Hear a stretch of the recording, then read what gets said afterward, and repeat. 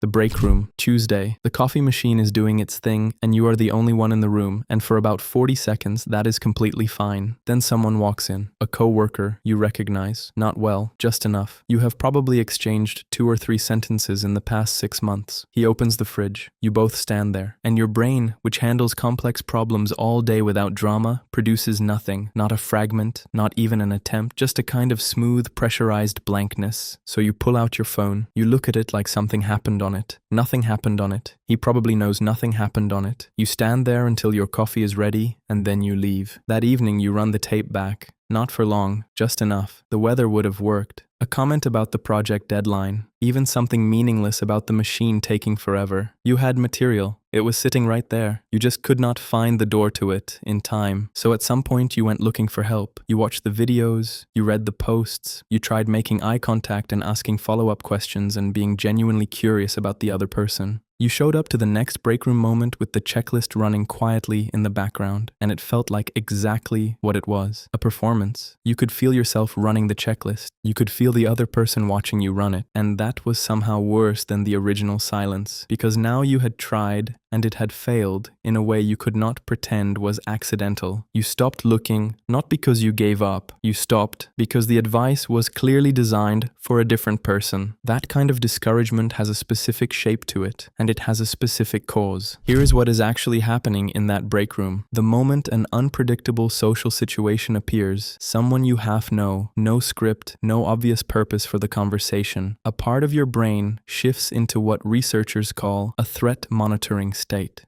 It starts scanning, watching, running a quiet background check on whether this situation is safe or not. That word, threat, sounds dramatic. It is not a dramatic process. It does not feel like fear. It feels like blankness, like the lights dimmed slightly in a room you were just standing in. What is happening underneath that blankness is this. The part of your brain responsible for spontaneous, fluid conversation, the prefrontal cortex, gets partially taken offline while the threat monitoring system runs its check. Your brain is not malfunctioning, it is prioritizing. It decided, below the level of conscious thought, that assessing the situation comes first, conversation comes second, and by the time the check finishes, the window has already closed. This is not a character flaw. It is not shyness exactly. It is a protection system that is slightly miscalibrated for low-stakes social environments. It was built for situations where reading the room quickly actually mattered. In the break room at 2:47 on a Tuesday, it is not especially useful, but it runs anyway. Now here is why the generic advice, never touch this. Be genuinely curious about people. Ask open-ended questions. Just focus on them instead of yourself. All of that advice assumes your prefrontal cortex is available. Curiosity lives there. Creativity lives there. The ability to think of a follow-up question and deliver it naturally, that lives there too. When your brain is running its threat scan, you cannot access any of it on demand. Telling someone in that state to just be more curious is like telling someone to sprint on a leg that is currently asleep. The instruction is not wrong. The timing is impossible. The checklist failed, not because you used it wrong. It failed because it was designed for a brain in a different state than the one you were actually in. So if the advice was never the problem, what is? Think about the last genuinely good conversation you had. Not a work meeting, not a performance, a real one, where the words came without effort, where you said something and it landed, where you lost track of time slightly because you were actually in it. That conversation happened, probably more than once, maybe with a close friend, a sibling, someone you have known long enough that the situation stopped feeling uncertain. You were not reading from a checklist. You were not monitoring your eye contact. You were just there, present, yourself. That version of you is not a different person. It is the same brain in a different state. This is the thing the generic advice completely misses. The problem has never been that you lack the ability to connect with people. You have the ability, you have demonstrated it. The problem is that a specific type of situation, brief, unscripted, low familiarity, triggers the monitoring state before you can do anything with what you have. It is not a skill gap. It is a state problem, and those are completely different things with completely different solutions. A skill gap means you need to learn something you do not know. A state problem means you need a way to shift out of the monitoring state or to function inside it before the window closes. The first kind of problem takes years. The second kind can start changing much faster. Not overnight, but faster than you think. The people who move through small talk without visible effort are not more socially gifted than you. They are not running on some other operating system. What they have is a set set of low-stakes interactions that have gone fine enough, often enough, that the monitoring state does not fire as loud in those moments. That is a history, and a history is buildable. There is one tool that makes it possible to start building it, even mid-freeze, even when the blankness is already there. The tool is called an observation opener. That is all it is. You notice something that is already in the shared environment, something you are both standing inside, and you say it out loud. Not something clever, not something interesting, just a true, low-stakes statement about the physical reality you are both in at that moment. The reason this works where everything else has failed comes back to the mechanism from part 2. The monitoring state shuts down the parts of your brain that produce wit, curiosity, and creativity. It does not shut down the part that can read a room and report what it sees. Observation is simpler than invention. A frozen brain can observe, it cannot perform. Here is what it sounds like in practice. The break room. The coffee machine has been running for 2 minutes and shows no sign of stopping.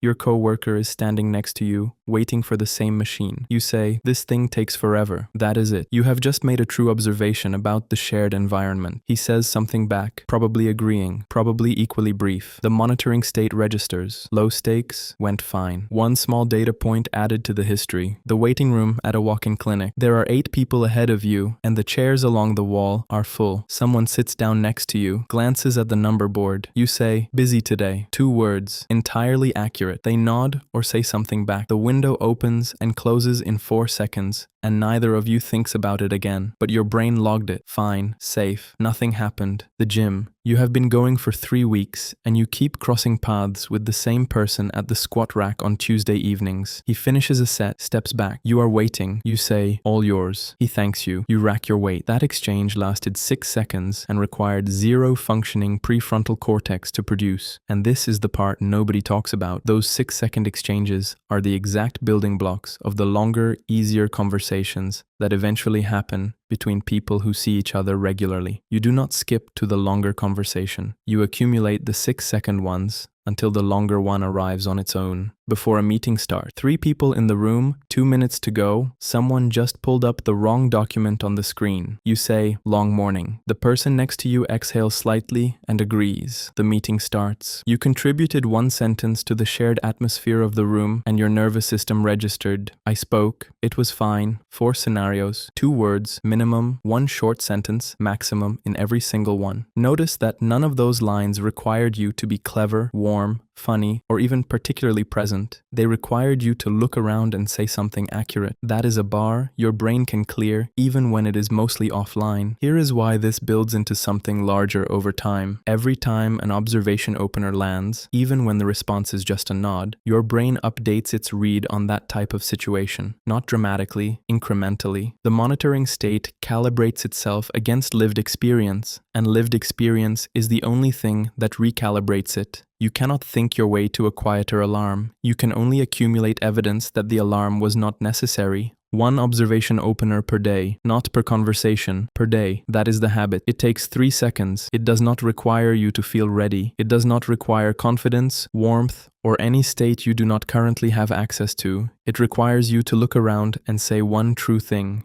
Do that consistently for a few months, and you will not suddenly become a different person in social situations. What you will notice, slowly, without being able to pinpoint exactly when it shifted, is that the blankness is slightly less total, the window stays open a half-second longer, the replay that evening runs shorter, and one day you will be standing in the break room and you will say something without thinking about it first, without reaching for it, without running a checklist. That moment, that small, unremarkable moment, is the one you never believed was coming. What the people who seem effortless in those moments actually have is a longer history of low-stakes exchanges that went fine. That is the entire difference. Not a different personality, not some social instinct they were born with, just more accumulated evidence that the situation was safe. You were never missing that instinct. You were missing the entries in the log. One true observation, one shared environment, one moment where your brain registers, fine. That is the whole habit. That is what the log is built from. You were never bad at this. You were just waiting for a way in that actually worked. Now you have one.